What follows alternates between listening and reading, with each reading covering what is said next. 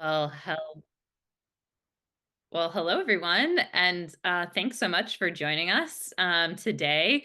I'm Mariel Reed. I'm CEO and founder at Pavilion, and I'm really excited for today's discussion, where we're going to ask public procurement leaders your most burning questions. So I feel like, ooh, it's time for the real talk. So to get us started, want to do a quick round of introductions so you know who's in the chat. So Brandolyn, why don't you kick us off? And if you can both just share a little bit about yourselves and your organizations to get us started. Sure, thank you. I'm Brandolyn Trammell. I'm currently the purchasing agent for Sacramento County's Department of General Services here in beautiful Sacramento, California. I started this position back in August. Before that, I was with the city of Santa Rosa as their purchasing agent, so I have some diversity there. I also come to you with an MBA and also a master's degree in government acquisitions and contracts management. I came from Oregon to California with intention and look forward to being here. Thank you. All right, Joseph, over to you. Awesome. Thanks, Brandolyn. Hi, everyone. My name is Joseph Villalba. I am currently serving as the Director of Procurement and Distribution for the A-Leaf School District here in Houston, Texas. I have about just under 20 years working in public education here in Texas. I've worked for 5 different school districts. Definitely saving the best for last here, joining A-Leaf. And so enjoying the ride, still learning the ropes, but definitely excited to be here with you all this today to talk about these pressing questions. Looking forward to it. Awesome. Thank you both. And as I mentioned earlier, I'm Marielle. I'm CEO and founder of Pavilion. And Pavilion really came from my experience, both was inspired by and came from the frustration that I experienced with my time during public service with the city and county of San Francisco. And before working in public service, I was an early employee at a tech startup that has since gone public. And so by way of introduction, Pavilion is the leading platform for thousands of public agencies to find and buy from suppliers on cooperative contracts. So we have some different figures here that highlight our scale and our growth, but the key is that public entities are using Pavilion as a critical tool to find and choose suppliers and expedite the procurement process. So public servants come to Pavilion when they have a need, with a budget, and they have a preference to purchase from a cooperative contract, but they don't yet know who they're going to work with to meet that need. So you can think of us a bit like matchmakers, where we introduce buyers to suppliers who can meet their cooperative procurement needs. And as you can see here, 3 out of 4 users are deciding who to buy from when using Pavilion. All right, so now that intros are out of the way, on to the meat of today's discussion. Great. Okay, so as you all know, today's webinar is inspired by advice columns like Dear Abby. So a bit different from the traditional webinar that you may be used to attending, maybe also a little spicier. So when you all signed up, you had the opportunity to submit questions for today's public procurement experts. And we do have a pretty broad supplier audience today. So we've selected questions for today's discussion that we felt would be most relevant to that broader group. And the questions generally fall into 3 different categories. The first, we had a bunch of questions around getting a better grasp of purchasing pathways. So how do folks in public procurement decide on going out to bid versus using a cooperative contract, for instance, and some of those things that go into making those decisions, kind of peeling back the onion there. And then we had some questions related to cooperative purchasing. So if you go the cooperative purchasing route, how do you decide which contract to use? What are some of the nuances about how those next steps come into play? And then finally, some questions that I've bucketed under how and when to engage procurement, kind of generally how to be successful partnering with and selling to public agencies. And so we're going to dive in, and we usually get this question, so I'll just knock it out of the way, which is, will today's session be recorded? Yes, it will be, and we will share the recording with you afterwards. So no need to be scrambling furiously. If there are questions that we missed or you want to spend some more time on, you'll be able to go back and take a look. Okay, so we realize that a lot of folks here have different levels of context around purchasing pathways, and that's our first cluster of questions. And I just want to kind of tee this up so that we're all on the same page. I think generally this is what it looks like in public procurement.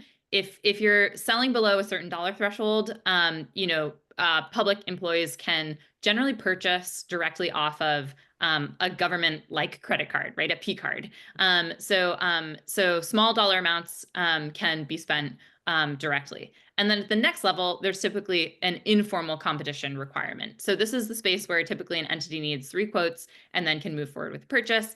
And then finally, for larger purchases, or what we call above threshold purchases, the public entity typically can put out a new RFP or solicitation, buy through an existing contract, or waive the requirement for competition, for instance, by going through a sole source process. So that sole source pathway requires you to generally show that you're the only one who can provide the product or service in the market, or sometimes, and we were talking actually about this earlier, that the cost of switching, would be too burdensome for the entity and therefore not in the public interest.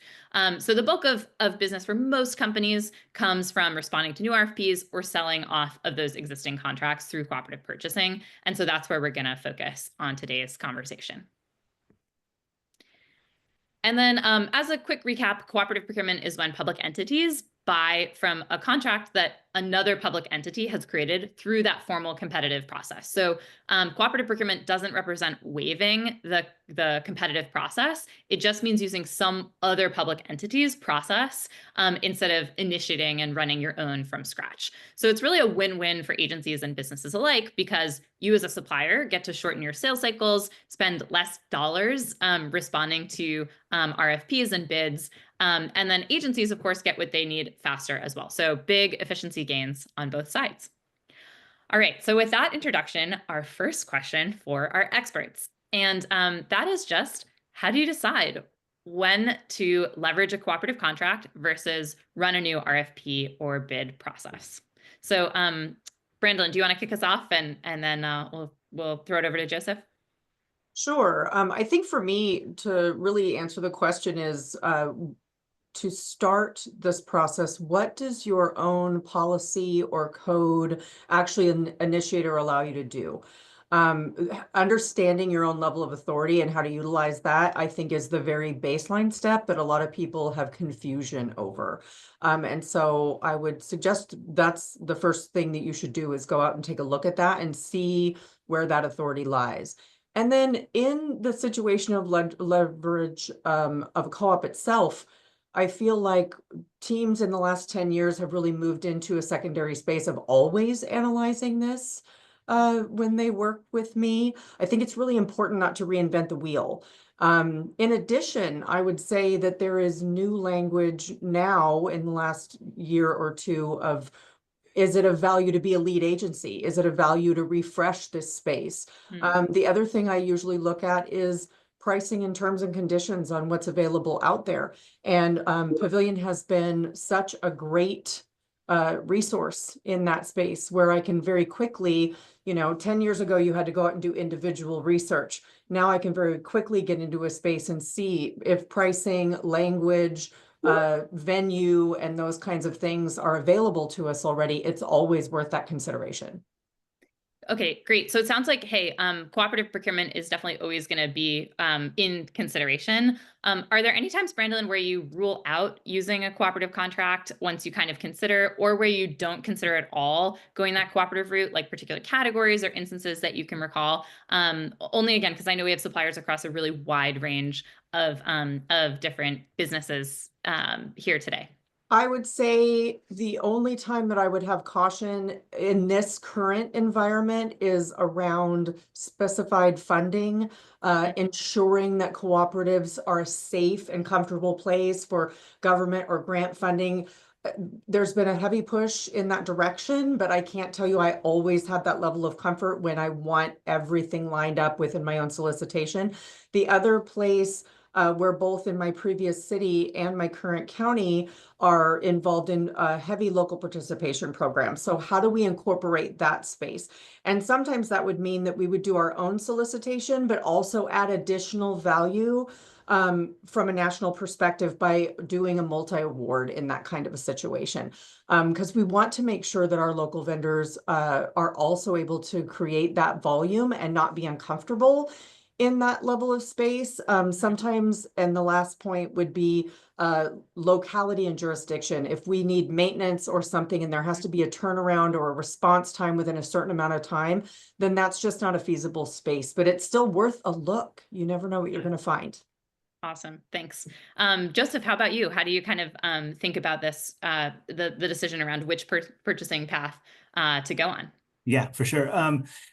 Working in procurement, like I said, 5 different school districts, it's crazy how, although we're all kind of mandated under the same state statutes, there's so many different takes. And a lot of that is just based on the board's maybe prior experiences. If they've had a rough go with a superintendent who may not have been acting on the up and up and, you know, kind of misappropriated funds, whatever that looks like.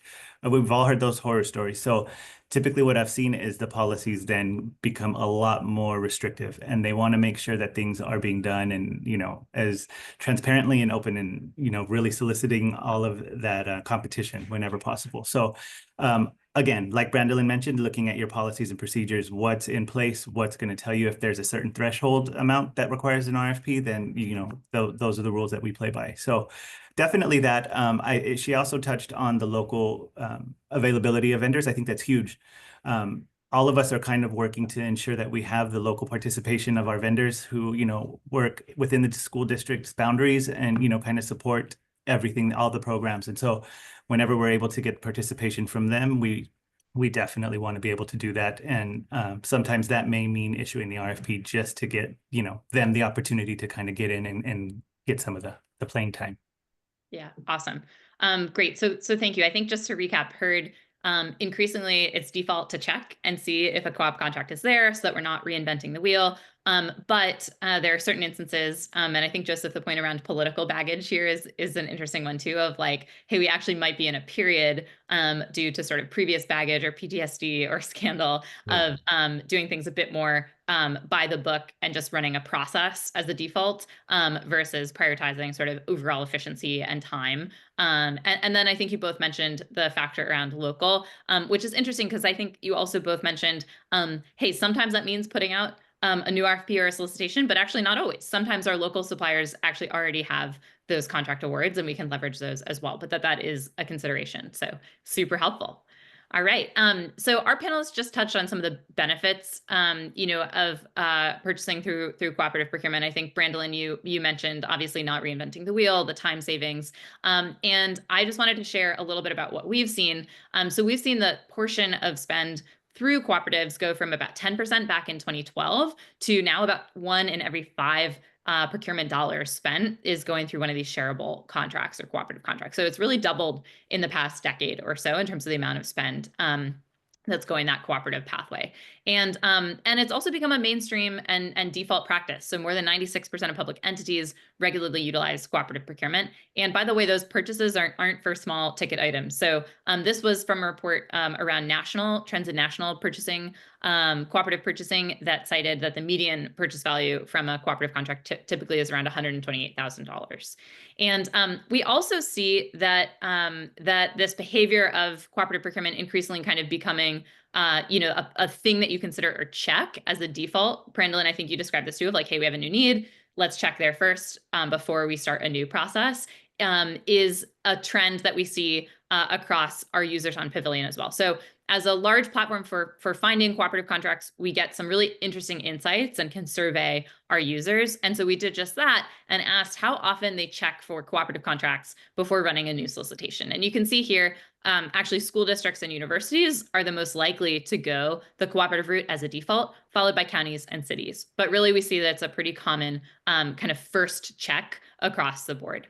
And so again, just kind of a slice of what we're seeing as well on the platform from users that I think supports Brandolyn and Joseph, what you both just shared. Okay, so back to having you both in the hot seat. I think another question that oftentimes comes up is not just how do you choose the right purchasing pathway, but specifically, how do you figure out which cooperative contract is the right one to use. And there are so many. I was talking with a procurement practitioner the other day who mentioned it feels like every time they go to a new conference, there are like 2 or 3 more new cooperatives popping up. And there's just been so much growth in that space. So how do you think about which contract to leverage, and what are some of those decision factors that suppliers should be aware of? Joseph, why don't we start with you this time, and, Okay. Your we'll turn. follow up. All right. Yeah, I think more and more as I've kind of progressed within the profession, I've seen kind of a transition, and I speak most days to people about building partnerships. And so that's really a turn. It was before where it was just a common, here's a purchase order, give us a goods or service, thanks, we'll call you when we need you. Those days have pretty much left us. They're gone. And so we really are looking and always on the search for partnerships. And so whether that means working directly with vendors who are going to be able to, have some sort of a value added project or program in place that's going to really benefit the district in the long run, or have at least, the potential to do so. I think that's a really big factor. And it's much the same when you're working with cooperatives, right? So you want to know what the presence is of the people, your local representatives, how active they are in coming by, even, just random pop-ins. I know sometimes the days get crazy and we're not huge fans of those disruptions, but again, just to know that they're there, available, and have you on their minds, it goes a long way. And so again, building those partnerships and understanding that you have their support should there be any issues that pop up along the way, whether it be, terms of contracts, and their availability and willingness to jump in and kind of support and kind of guide you through that process. I think that speaks volumes. Awesome. Brendolyn, anything else to share? Yeah, for me, I go back to just the variety of different, as Joseph had stated as well, the different procurement processes. My previous role, we were very heavy in our express language and our policy to a lowest responsive bid space. In Sacramento County, we're much more open and expressive towards an RFP process for a myriad of things. So I try to look at process. And again, back to your own policy, remember out there too, that if you don't like the language that you have, work on changing it. Work on ensuring that you can create a box that fulfills your needs and gives you more express language on what the authority looks like. In Santa Rosa's language, we were very favored with a cooperative can be utilized when it's in our best interest and either meets or exceeds our own procurement processes as withheld within our policy. So that was an easy thing to go out and look and gauge who had done something as equal to what I thought it would be done by our own staff, or frankly, sometimes better because they have a larger volume of staff. The other thing I look for is contract structure. I want it to be readable. I want it to be utilizable. Many cooperatives out there have done a good job of sort of standardizing that space. So for example, when I see there's an Omnia contract available, even before I've looked at it, I can pretty quickly tell you that it's something we can use, right? So that's also really important. I look at contract term. You don't want to get into something and then have to deal with that, and contract term can be, painful when it rolls around and it takes a long time. So sometimes GSA and state contracts can be challenging in that regard. And finally, terms and conditions. I want to be most favorable in my space. Can I use my own purchase order as cover? How comfortable is my legal counsel going to be? And who's the lead agency? If it's the University of California Schools, I know that they've done a wonderful job. And speaking to that, Orange County and other agencies are popping up in this cooperative space. Sacramento County intends to do the same. So look out for those opportunities with the idea to shape and form on the points I just mentioned. Yeah. Awesome. Yeah, I think we oftentimes get these flavors of this question from suppliers who are truly considering like where to spend their resources responding to RFPs. Absolutely. And then also are sometimes surprised to understand that they actually have a portfolio of shareable contracts. Maybe they're not national contracts, but actually locally awarded contracts. And they're uncertain how to kind of take those contracts to market and if it's even worth kind of flagging or positioning. Obviously, they don't want to overwhelm the folks in procurement or kind of guess or throw darts at the wall of which contract might be relevant. But sometimes, that there's a lot of appetite to use those contracts, so they also don't want to leave anything out or on the table. So I think kind of to sum up what I just heard from both of you, it sounds like, Joseph, you really highlighted, when you're looking at the national or regional purchasing cooperative organizations, that trust and kind of customer experience and support really matters. Kind of like you were just sharing around like the partnership approach overall of like, hey, are we gonna have a long-term relationship here? Are these people and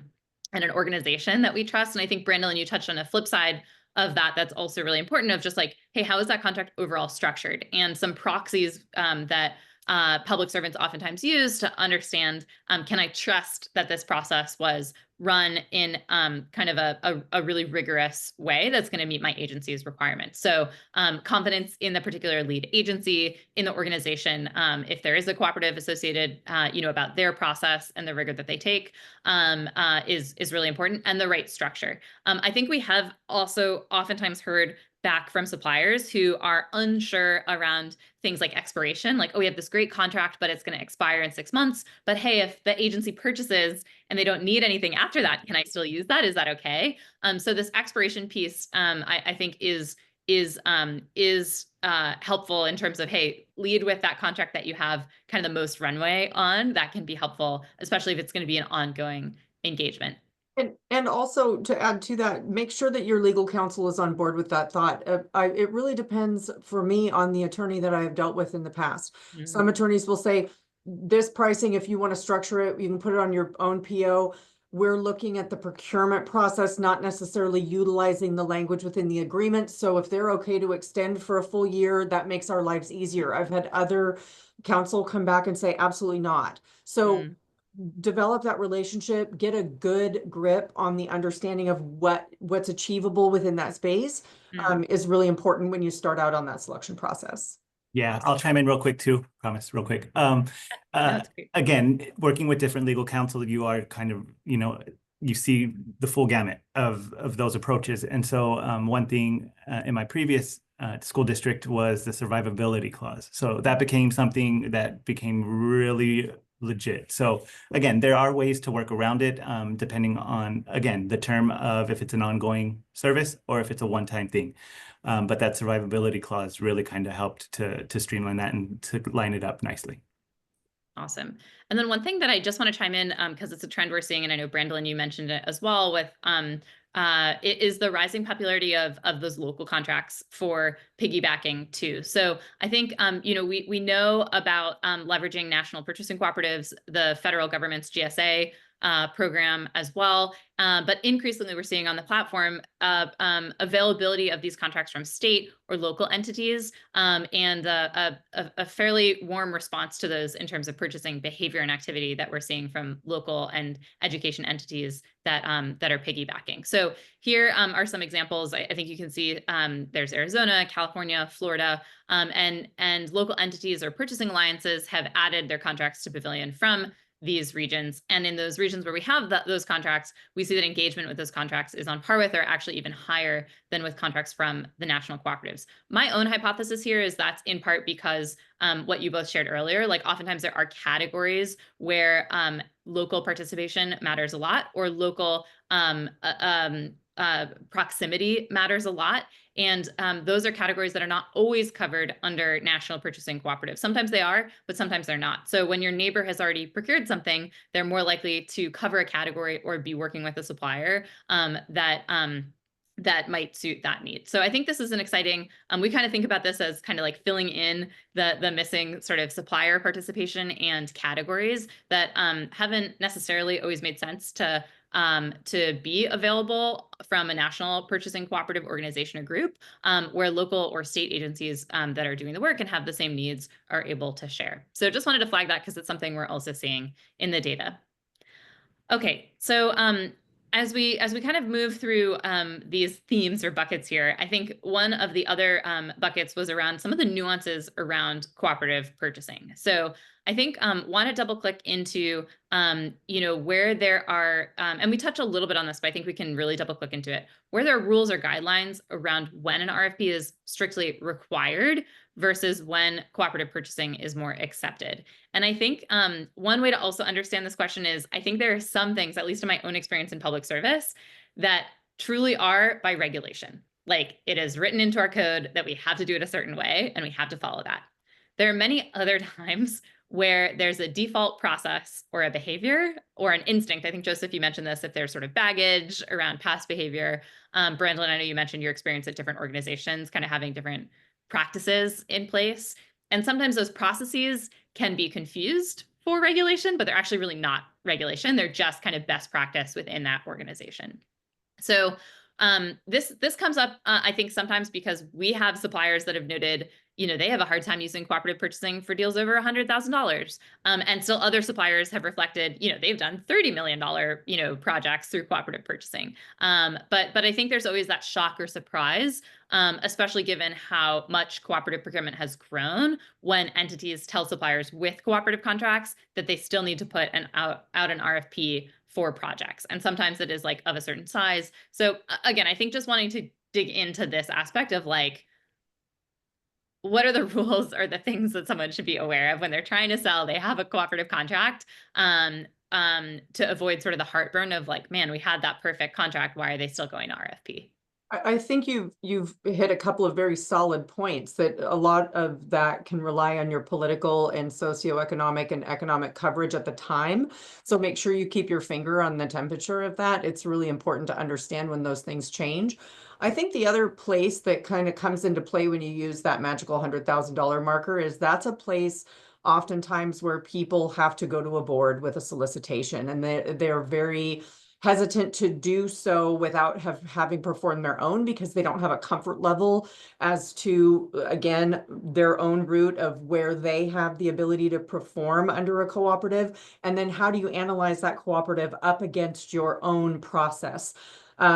We have been able to eliminate that when there were questions in that space around putting the co-op in as part of your own process. If there is a push on that's something to think about. And the other piece I would tell you that oftentimes would happen is, if it was a sensitive project, and also especially I feel in California, we were really wanting our own terms and conditions or venue to be in California. Some of those things are very hard to change when you're not sort of in that lead agency space. And that's one of the reasons too, the County of Sacramento has just employees alone, over 11,000 employees. And we serve 38 departments just here in general services on a somewhat centralized space. So that's why we're choosing to move forward in a more cooperative space for the greater good of the folks around us, and particularly within the state of California. Yep. Awesome. Joseph, anything to add there? Yeah, I mean, I think you really hit on it. It just really does depend on the organization, on their experiences, on, how they're wanting to move forward in their procurement practices. That's really it. Again, you'll also deal with, when you're kind of referring back to the subject matter experts, your department heads or the people who have experience in, all of the specifications you need. If they've had some sort of situation where they're feeling less comfortable moving forward, then that, it plays in. So there's just a lot of factors, a lot of which really don't even tie back to policy or procedure that's written. It's just become the practice. And so, again, working in 5 districts, I've seen 5 different approaches to it. There's just no way to kind of sum it all up for you. It's kind of hit or miss with each of those organizations. I wonder here if you both have any advice, and I know I'm putting you on the spot a bit here, but I think one of the things that can be especially frustrating for suppliers is to kind of expect and get really excited to go down the cooperative path, obviously for cost savings, the time, and to kind of be surprised when all of a sudden that path there's like a swerve, right? And all of a sudden it's like, no, we're gonna have to put that out to RFP, because then all of a sudden the timeline changes. There's a lot less certainty around ability to close that business, right? If it's being put out for full competition again. So are there ways or maybe tips or suggestions you would have to help suppliers kind of get early signal on direction? Like, are there things that they should ask about or ways to kind of get a pulse on some of these dynamics early on? Sure. Obviously not being rude about it, but just to help them get some signal in that spirit of partnership, right? Of like, hey, we don't want to kind of lead you down this path that's not going to work out. I would definitely touch upon the things that we've already kind of discussed. You know, have you used a co-op successfully in the past? Mm. If so, which one? What's your authority level? Who's signing this final document? Does this need to go to the board? How can we help? If you've been through that process before on the vendor supply side, you could definitely get those documents from the other agencies that Mm. successfully use them and create a map platform for someone who may have some hesitation. And I would press to ask, because if you're going to go out to RFP, where you still, as a vendor with a co-op, could come and compete in that competitive space. So why are we making this extra step? What is the purpose of it? It's important to understand. And I think procurement people are kind of put in between that legislative space and the buying space with a lot of intense pressure. So I wouldn't consider it rude at all to have somebody come forward in a space like that. And I wanted to go back and touch on an example of like when and where you use a co-op. And this kind of fits into the space that you just brought us to. Yeah. For years, we did, which was kind of a formal quote because we were going to our board for office supplies, but we knew our local suppliers, number one, were inundated by us asking the question, and the costs came back on office supplies, sometimes double or triple for the line items that the Staples Cooperative could provide, for example. But we still, for many, many years, needed to perform that exercise to get the folks up above us and the people that want to come to your local, you know, legislative meeting, whatever you're going to, and saying, you're not giving the stationary guy down the street the opportunity. So we kept that in that visual space until the vendors, our local vendors, asked us to stop doing it, which, Wow. because it was taking time from them as well. And Yeah. so we modified that. Instead of, you know, the 180 line items, it's like, do you still want to potentially submit a bid against the co-op on paper? And we could do a split award. I want to make sure that there's an inclusive space for that conversation, while at the same time, one of the primary pillars of our jobs is to make sure we are spending our constituents' money as wisely and efficiently as possible. Yeah. Awesome. Thanks. Yeah, that nuance is super helpful. And I also do love the question of just understanding the pathway. Like, hey, even if we're kind of in conversation, what are those checkpoints, right? Where it's like, hey, we have to make a decision. Are we taking that to our board? Does it have to go before council? What do you need to kind of prepare that? What are the questions that they're going to ask? And do you feel kind of fully equipped, like you have all of those answers? Are there things that we can provide to support that? Joseph, it looked like you wanted to add something too. Just real quick, a lot of times, Brandolyn just kind of mentioned on it, we as purchasing kind of get thrown in on it at the tail end. So kind of as you're working with department heads and you're working with people outside of the procurement office, just kind of understand that they may not have the full scope. So if you're dealing with them and they're calling for information about a project that they have upcoming, they may lead you to believe that this is a done deal. It's going to work out one way using a co-op. Please, please, please feel free to reach out to the purchasing department. I feel confident in saying we would prefer that you call us and have that discussion.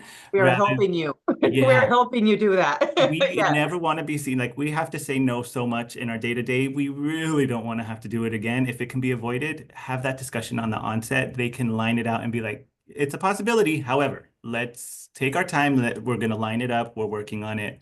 And just work with your purchasing team. Make sure you're doing that. Yeah, I know it's a common challenge of hey, how do you help us say yes and instead of no, go back to the beginning. And it's been awesome to see more end users, departments get savvy on cooperative contracts, but to the points that both of you have made, they might not totally understand the requirements, the regulations, and the There's work to be done. Yeah. I know. Top of mind for us as well. Great. Okay, so I think moving ahead to the next question, kind of in this theme, what are you looking for in our contracts when a supplier has a contract and they come, when you're evaluating that contract and saying, hey, is it actually broad enough to serve your needs? And I know, Brandon, we were talking a little bit about this earlier of like, ooh, sometimes we get stuck here of like, man, it's so close, like we're almost there, but for whatever reason we can't use this, the scope isn't really there, or the pricing doesn't work, or something else. So I guess I'd love to understand it. And for context, we get this question mostly from suppliers who are interested in crafting their contracts with local entities to be more broad so that other entities can more easily piggyback. And they don't necessarily understand how to think about all of those things when they're working with that awarding agency or considering, hey, I have this awarded contract. Can I use it broadly? What are the things that they should be looking for to kind of make sure it's broadly applicable, and others in the ecosystem will be able to say yes to it and not reject it for some of these common reasons. I think right off the top, one of the biggest things that I would tell suppliers is that you're going to take the time to reply to an RFP or lowest responsive bid request. Read the express language around its use. Is it just for that county or public entity? If you can't find express language where it says other people can use this agreement at per their term or whatever, put it in the Q&A, ask the question. And if you can't get a response during the Q&A space, ask for that contract modification preemptive to an award. When you get a notice of intent to award, you say, hey, I put in a question, it didn't get a response or that wasn't amended. Oftentimes you'll get an addenda that says, sure, you can, please express that you want to be able to utilize that contract for that space. And the other thing to really think about is, are you capable of selling this in that way? When you go out into the world, like I expressed before, one of the entities I'd worked for in the past was very explicit about this process that I'm utilizing or looking at must meet or exceed the standard practice. So kind of get to know when you're getting that award, ask your purchasing folks, who else is local that would be interested in utilizing this agreement. I could tell you right off the top of my head 15 other places, if you're buying shovels, who would be able to utilize my purchase order, and that I would be happy to pick up the phone and say, yes, this will meet or exceed your process. Amazing. Yeah, I think I just added in the chat for those that are interested. I think Brandon, you sort of mentioned the general kind of use. We typically see this as like we talk about it as like, does it have cooperative language? Like, was there language in the solicitation and the contract that explicitly says that other entities are able to use the contract? And there are a bunch of different flavors of that. Sometimes it's called cooperative use. Sometimes it's just other public entity orders or use. So we've captured some examples if folks want to look through that of just, hey, is the intention of this contract to make it available to other agencies or not? And we've actually been surprised to see a lot of entities include that language by default. So suppliers, it's actually worth checking and seeing if some of the RFPs you've been awarded actually can serve that purpose. Aside from that language, are there other things, or like what are the other things that kind of trip up or block being able to use a contract, or where suppliers should just be a bit more mindful? Joseph, since we haven't heard from you, why don't you share if you have anything to add here? Thankfully, I think this is kind of getting in a much better spot. I think these purchasing cooperatives have begun to understand the assignment, right? So they're issuing these solicitations in a way that's going to solicit responses that allows their members to be able to really dig in and get the exact good or service that they need. So although they are broad in nature, they're not so broad that it's all encompassing, and therefore so watered down that it's hard to justify using that as your procurement method. So it really is kind of towing that fine line of that. And like I said, these co-ops are really working hard to make sure that it's opened up enough that it's going to address even when you're dealing with the difference in needs between state and cities and school districts, right? I mean, that can already just throw so many wrenches at them. Again, I think there's progress being made. I think we're getting into a much better spot. It's become my own personal game and goal to never mention federal regulations. However, Edgar has kind of put us into that situation where this is now a discussion where we have to have that backing. We have to have, in any of our contracts that we move forward with, that overall understanding and confidence that it is going to meet all of those requirements. So again, the co-ops are getting it, and they're really working hard to make sure that they're covering their members. Yeah, awesome. Yeah, I think this definitely comes up less with the national or regional purchasing cooperatives where the contract has been designed like specifically kind of with a broad enough scope and sort of a menu of pricing or a discount off list structure or something else. I think where we see it come up most often is particularly with suppliers that have been awarded by local agencies and are kind of learning about how to use that contract. And oftentimes, at least again, in our experience so far, what we see is they're kind of those three factors. Brandon, you hit on the language, but then scope, like, hey, I want to sell software and services, but actually the contract is only for software and not services, so we can't use it. So the scope, like, is the scope broad enough, or can it include some of those other pieces? And then also the pricing, like oftentimes, especially companies that are just getting started in the space, they get awarded a contract, but they offer, say, like, Sacramento County, a super huge discount because it's their first customer or something like that. And it's not pricing that they would be able to extend to other agencies, because their margins or their costs just don't make sense. So thinking, being mindful around designing contracts in response and with public agencies that can be wide enough in scope, to your point, Joseph, to be relevant, but not so wide that it's just a blanket and it's everything. And that kind of knocks out the whole need to compete. And then on the pricing too, thinking about how do you structure this in such a way where different entities of different sizes in different geographies could access the different products and services that the company can provide. And so this is, I think, an area where, like you said, Joseph, I think super well covered by national and regional cooperative groups, still kind of an area of development, I think, for local agencies that put in the work, but don't necessarily think, obviously, because it's not in their mandate, of like, hey, how would other agencies also use this? But we would encourage them to, because we've seen it can be really valuable for those locally awarded vendors. Okay, on to kind of a question we get a lot that we saw come up as well, which is, from suppliers, this question someone wrote in: we speak with entities who already have decided they want to go the cooperative purchasing route, and we have a contract they can use. Why do they still need to get 3 quotes? So I don't know if this has come up, Brandon or Joseph, for you. I have my own guess, but would love to hear from you about, like, what's going on here. Like, your supplier is super excited, they want to use their co-op contract, and then they hear, oh, wait, why does our user need 3 quotes? What's going on?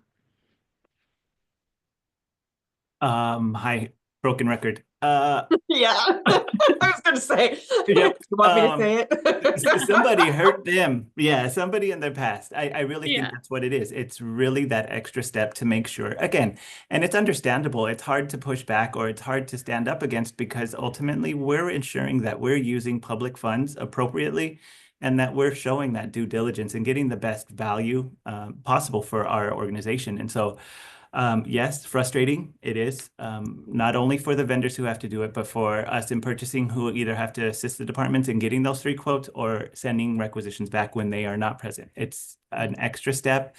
It is cumbersome. It is there. It's just going to be there.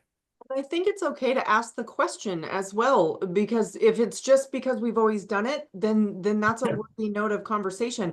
The other piece where I've seen that really kind of be a forced discussion is also in the analysis space. If I'm going to go out and buy $500,000 worth of X, and I have maybe 2 or 3 other cooperative opportunities out there, and some of them aren't as well written as others, what would be the harm in getting those quotes? I think that explanation sort of meets vendor anticipation in a different way than oh, this is just, we're being forced to do something, right? Yeah. So those things are very important. Yeah. But we've seen this in a couple of different places. Sometimes it truly is a requirement. And I know in Texas, for instance, we see a lot of entities that even if they're going the cooperative route are actually required or have a basic sort of process internally to make sure that they're getting quotes from those contracts to just make sure that their entity is getting the best possible price. I think we've also seen sometimes where this can be kind of a miscommunication between end users who are understanding an informal purchasing threshold, but where actually their procurement team is like, no, no, no, this is above threshold, and kind of conflating those two pathways where like your end user might say, oh no, I need to get some quotes, but they're not coordinating yet with procurement. And actually those quotes are unnecessary. So that's something we've sometimes come across as well, of kind of going back to what you both shared of like, no, sometimes this is actually process. So tease that out, ask about it. Other times there might be a miscommunication or some confusion between the end user who's a champion and what they think is their procurement process and the actual requirements from the procurement experts. So that might be a place to also double click and confirm and loop in procurement if they're not looped in already. Okay, I want to shift our focus to your expectations of suppliers and how they interact with your entity. And I think you kind of already mentioned this of like, hey, we like to get involved kind of early on, but any advice, tips? The question that we got was like, how should suppliers get their foot in the door? Like, when do we engage procurement? What do you expect a salesperson to know about to come to the conversation before they meet you?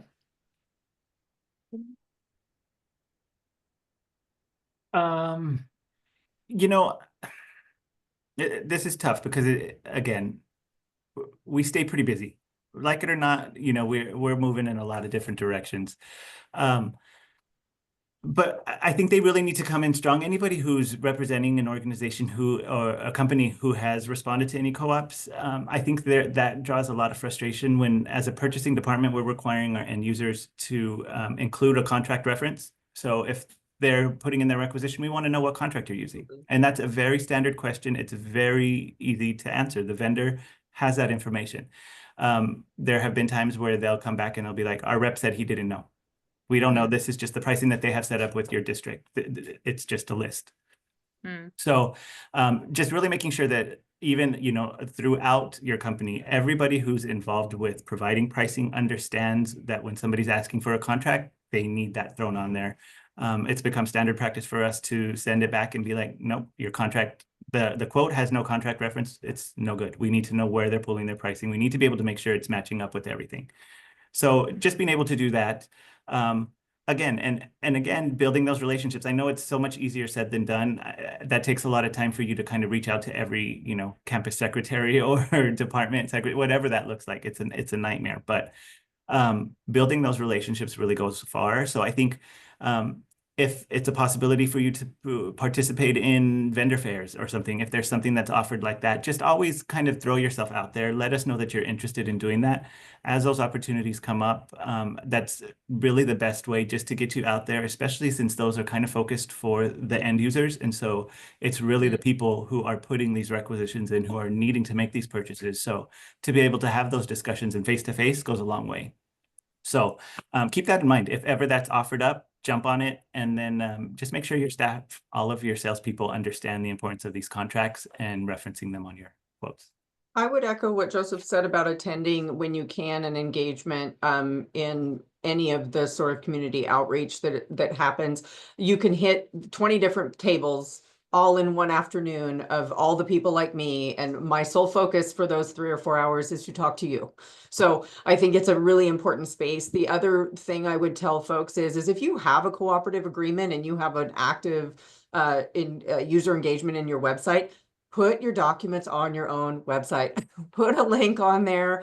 Get yourself a page about the success story of how you earned the award and have it be attached. That solves some of that problem, because not only do I want to see your agreement in some of the places that I have worked in the past, I also need to see your RFP. So if the less steps I have to take to get to your documentation, and again, the cooperatives are killing it right now with having that access right on their pages, but know how to get there. And then also understand the rules of engagement for your own city or municipality or whatever client you're going for. If you sell shovels, How many shovels do you want to sell to them? How many did they buy last year? That's all public records, accessible information. Can I do an informal 3-quote? Do you have a local preference policy? Understand those things and then make sure you're signed up on everyone's individual e-bidding platform. Unfortunately, within the county, you can have 9 different places where you could be able to pull RFPs. And I think one of the most important things is, I know it takes a little bit of extra time, but in my experience, signing up for a service or something like that isn't as beneficial as choosing like your top 5 or your top 10 and really digging in and making sure your email addresses stay current.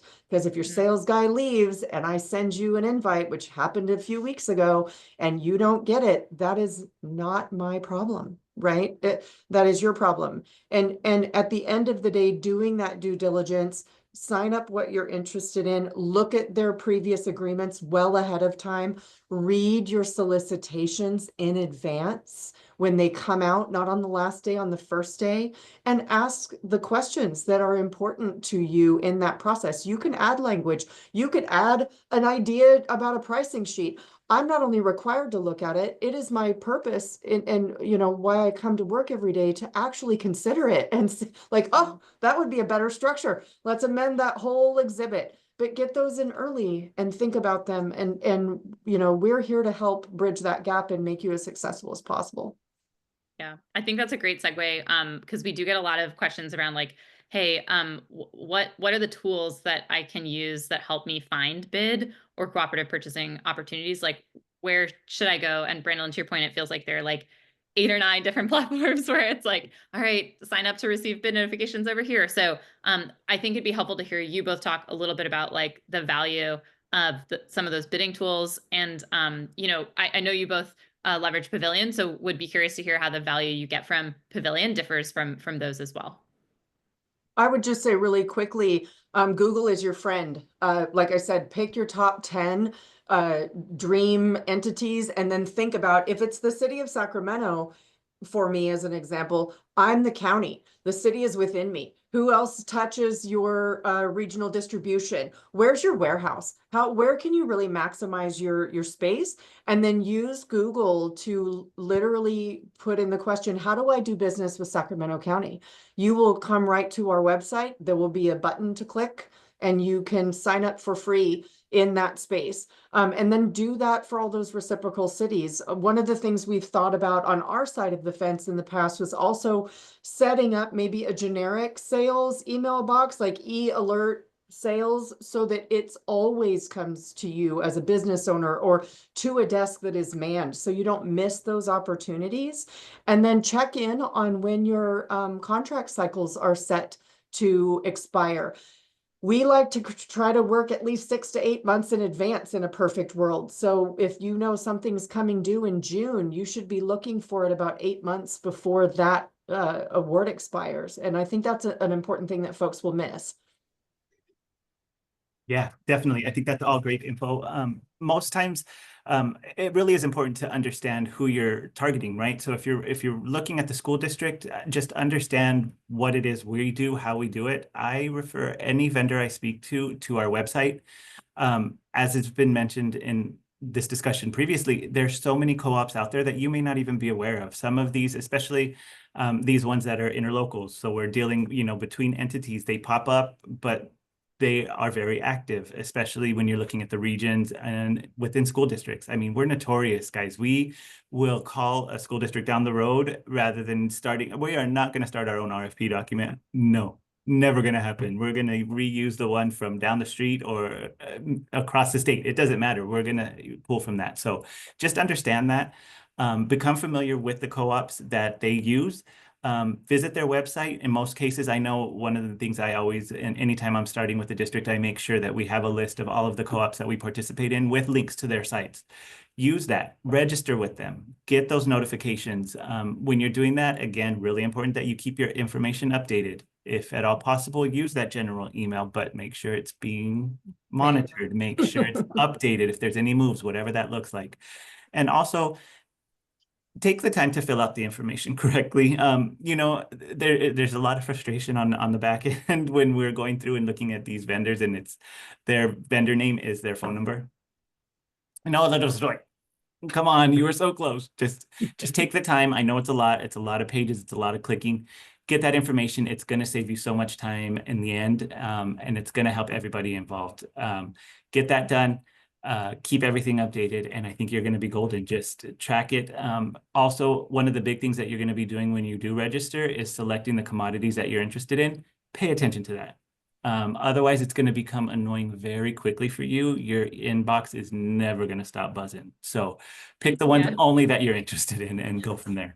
As someone building this technology with experience on both sides, I feel so much pain. I see so much of the pain on both sides. I think, look, the point of like manage all your contracts in one place, that's actually something we've seen suppliers leverage Pavilion. It's not our main purpose, but to your point, Brandon, of like list those contracts on your website. Like Pavilion actually lets you not just list everything, but actually have all the documents right there. So if you haven't yet kind of optimize your Pavilion profile, and you can do that for free, but to make sure that all the contracts are there, they're listed, they're the right things, that's something that your sales team can use as you go out. And yeah, then I think also knowing like I think you kind of need both, right? You need to be subscribed to those new notifications around bids and contracts. And to your point, Joseph, like the targeting isn't always great on those bid notification systems. So read those carefully. But you also need to be aware of kind of this cooperative path and educate your sales team around, hey, these are contracts that we're bringing to market.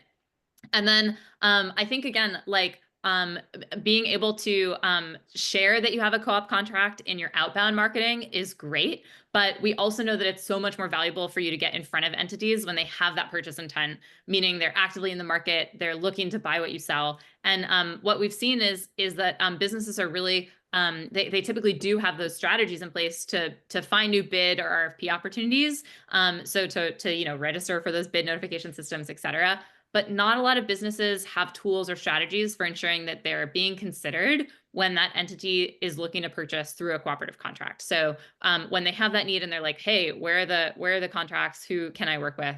What are the vendors that are available? So that's really where Pavilion comes into play. We ensure that you're considered when public entities are deciding who to buy from via that cooperative purchasing pathway, whether that's a contract that your business has been awarded through a national purchasing cooperative, a regional organization, a state, or even like your neighbor down the street, like Joseph was saying as well. So I know we don't have a ton of time, but I do want to quickly share how public entities use Pavilion, because we've helped businesses generate more than $2 billion in sales just last year alone. So folks are using us to really extend their reach, win new customers, and here's how it works. So